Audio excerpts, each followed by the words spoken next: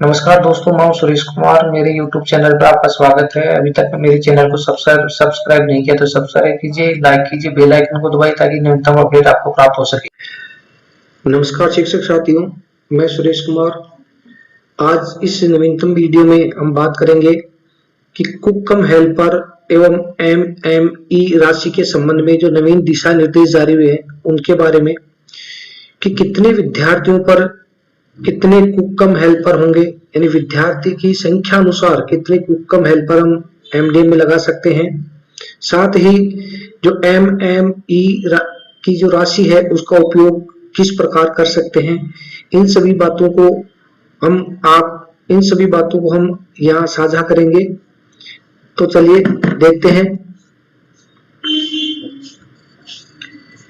ये आयुक्त mid day meal कार्यक्रम के अंतर्गत एक लेटर जारी हुआ है 19/7/2022 को, पत्र क्रमांक है 390। ये समस्त जिला कलेक्टर के नाम है। विषय है मिड डे मील कार्यक्रम अंतर्गत कुककम हेल्पर एवं MME के संबंध में। इसमें बताया गया है कि कुककम हेल्पर के मानदेय के भुगतान एवं MME मद से विभिन्न व्यय के संबंध में आयुक्तालय के प्रासंगिक पत्रों द्वारा समय समय पर निर्देश जारी किए गए हैं, किंतु जिला शिक्षा अधिकारियों द्वारा लगातार इस संबंध में मार्गदर्शन चाहा जा रहा है। अतः इस संबंध में भारत सरकार एवं राज्य सरकार द्वारा जारी परिपत्रों एवं आदेशों के संदर्भ में निम्न अनुसार निर्देश जारी किए जाते हैं।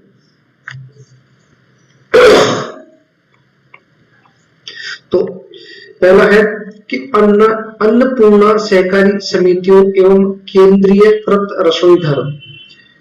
तो इनमें देखते हैं इनमें क्या अनुपात रखा गया है। विभाग का पूर्व पत्र क्रमांक ये दे रखा है दिनांक 15/4/2009 को। इसमें बताया गया है कि आपके जिले में कार्यरत अन्नपूर्णा महिला सहकारी समितियों द्वारा जिन विद्यालयों में गर्म भोजन उपलब्ध करवाया जा रहा है उन विद्यालयों में कुल विद्यार्थियों के नामांकन के हिसाब से कुककम हेल्पर के लिए वर्तमान दर अनुसार आकलन कर भुगतान किया जाएगा।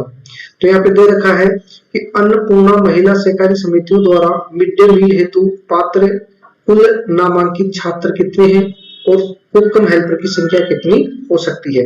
तो यहाँ पे दे रखा है कि जब छात्र संख्या 1 से 50 हो तो कुककम हेल्पर 1 होगा, 51 से 150 हो तो वहां पे 2 होगा, 151 से 300 हो तो वहां पे 3 होंगे, 301 से 500 होने पर 4 होंगे और 501 से 750 होने पर 5 होंगे और 751 से 1000 तक यदि विद्यार्थियों या नामांकित छात्रों की संख्या है तो वहां पे 6 होंगे और 1001 से अधिक है तो वहां पे अधिकतम 7 कुककम हेल्पर है वो लगाए जा सकते हैं। अगला है कि भोजन पकाने वाले व्यक्तियों को भुगतान के संबंध में यह आवश्यक है कि एक समिति द्वारा जितने भी विद्यालयों में भोजन आपूर्ति किया जा रहा है उन सभी विद्यालयों में कुल विद्यार्थियों के नामांकन को आधार बनाते हुए कुककम हेल्पर को वर्तमान दर से भुगतान किया जाए। परंतु यदि समितियों में निर्धारित नामांकन के आधार पर कार्यरत महिलाओं से कम संख्या में महिलाएं कार्य कर रही हैं तो उन्हें कार्यरत महिलाओं की संख्या के अनुसार ही वर्तमान दर से भुगतान किया जाएगा। अन्नपूर्णा महिला सहकारी समितियों को यह भी अवगत करवा दिया जाए कि भोजन पकाने वाले व्यक्तियों के द्वारा भोजन पकाने के साथ साथ छात्रों को भोजन परोसने एवं बर्तनों की साफ सफाई करना भी आवश्यक होगा।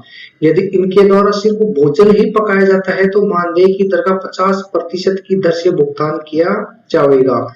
इन अन्नपूर्ण महिला सहकारी समितियों में यदि महिला केवल भोजन पका रही है तो वर्तमान जो दर है उसका 50% दिया जाएगा और यदि वो साथ साथ में भोजन परोसने और बर्तनों की साफ सफाई भी रखती है तो उसकी पूरा मानदेय दिया जाएगा। पूरा मानदेय वर्तमान दर प्रतिमाह तभी दिया जाएगा जब इन समितियों में कार्यरत महिलाओं या पुरुषों द्वारा भोजन पकाने के साथ साथ विद्यार्थियों को परोसा जाए एवं बर्तनों की साफ सफाई आदि का भी काम किया जाए। अगला पॉइंट है कि भारत सरकार के पत्र क्रमांक दिनांक 29/7/2010 के तहत जहाँ केंद्रीयकृत रसोई घर द्वारा भोजन की आपूर्ति की जाती है, वहां उनके द्वारा भोजन आपूर्ति के साथ भोजन परोसने और बर्तन साफ करने का कार्य किया जाता है, तो उन्हें कुक कम हेल्पर की पूर्ण राशि का भुगतान किया जा सकेगा।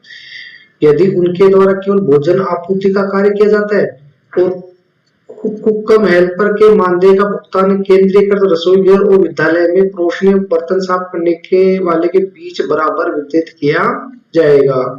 यानी अलग से यदि भोजन परोसने और बर्तन साफ करने के लिए यदि रख रखा है तो उनमें बराबर मानदेय का भुगतान होगा।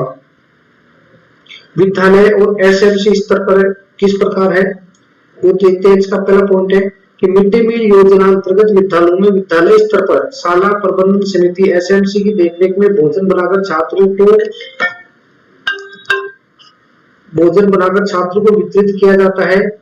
में स्थानीय व्यक्तियों को कुक कम हेल्पर के रूप में सहयोग लिए जाने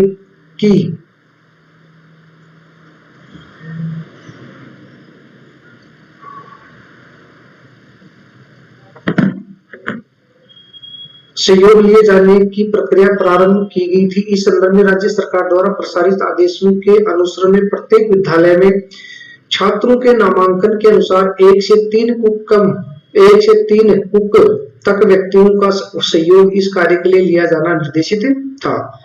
दूसरा पॉइंट है, राज्य के कुछ विद्यालय ऐसे भी है जहाँ नामांकन 500 या इससे अधिक है। ऐसे विद्यालयों में अधिकतम 3 व्यक्तियों द्वारा इतनी बड़ी संख्या में विद्यार्थियों के लिए भोजन पकाने में कठिनाई का अनुभव किया जा रहा है।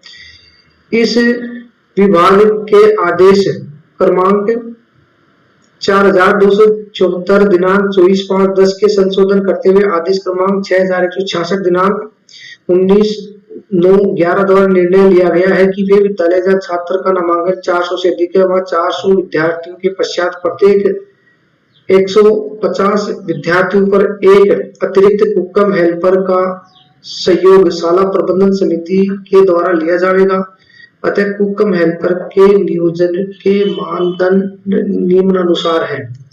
तो यहाँ पर दे रखा है कि विद्यालय में मिड डे मील हेतु पात्र नामांकित छात्र संख्या और यहाँ पे संख्या कुक कम हेल्पर की, यदि 1 से 50 है छात्र संख्या तो कुक कम हेल्पर 1 होगा। यदि 51 से 150 है तो 2 होंगे और इसके उपरांत प्रत्येक 150 छात्रों पर एक अतिरिक्त, यदि 150 से 400 है तो 3 होंगे और इसके उपरांत प्रत्येक 150 छात्रों पर एक अतिरिक्त कुक कम हेल्पर की व्यवस्था की जा सकती है। अगला पॉइंट है, कुक कम हेल्पर के रूप में सहयोग प्रदान करने वाले व्यक्तियों को पूर्व की भांति ही वर्तमान दर से भुगतान किया जाना सुनिश्चित करावे।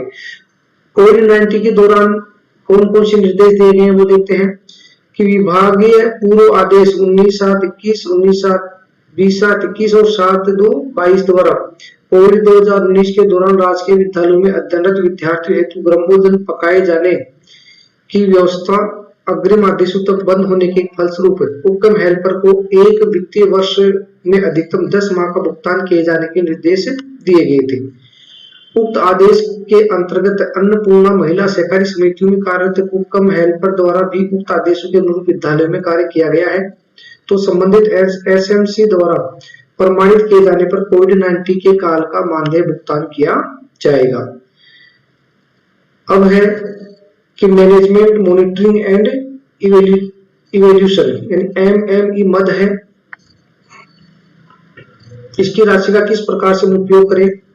भारत सरकार के पत्र दिनांक 21/6/2010 के अनुसार उक्त मद में आवंटित की गई राशि का योजना अंतर्गत नियम अनुसार निम्न कार्य हेतु व्यय किया जा सकता है, खर्च किया जा सकता है।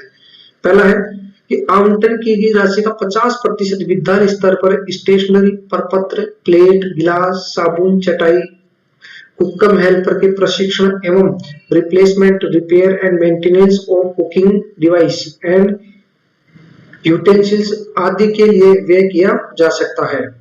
शेष 50% राशि विद्यालय स्तर के अतिरिक्त निम्न मदों पर व्यय की जा सकेगी। पहला है कार्यालय व्यय, दूसरा है फर्नीचर, कंप्यूटर, हार्डवेयर एनेबल, तीसरा है ट्रांसपोर्ट एंड कंटिजेंसी चौथा है प्रशिक्षण बैठक एवं निरीक्षण, और चौथा है कंप्यूटर ऑपरेटर। तो ये 50% जो राशि है वो इन सभी के ऊपर हम खर्च कर सकते हैं।